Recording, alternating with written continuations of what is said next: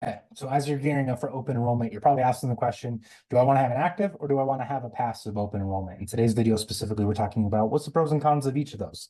So really, we're going to start with active.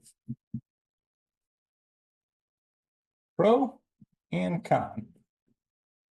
When it comes to pro, employees see their benefits. So why is that important? Because when they can see their benefits, they can appreciate them, especially if you're able to be transparent to show them how much you as an employer are paying and contributing to their benefits, right? Depending upon what you're offering and how much you're paying towards their benefits is probably pretty substantial. And so appreciation is always nice when they can see how much that they are paying or how little they are paying if you as an employer are paying a lot. Con side is the admin lift, right?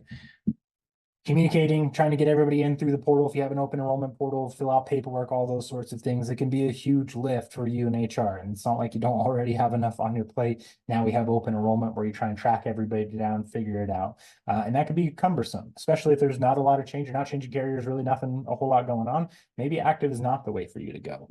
But let's talk about passive. So same thing, pros and cons.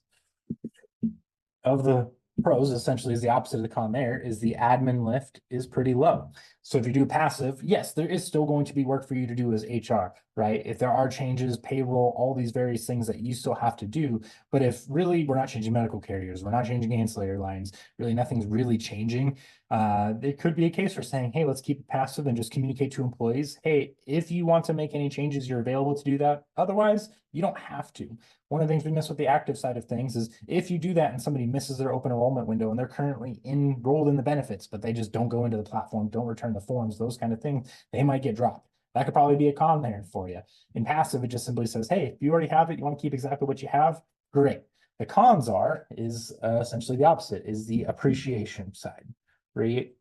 Now, some employees might appreciate the fact that you're not making it go through the open enrollment, but on the other side of the coin is, if you're paying for employer paid life, you have disability policies, all these various things that you pay for a good chunk of their medical premium, and they really just don't see that. Really, all they're seeing is the money that's coming out of their paycheck and they're grumbling about it.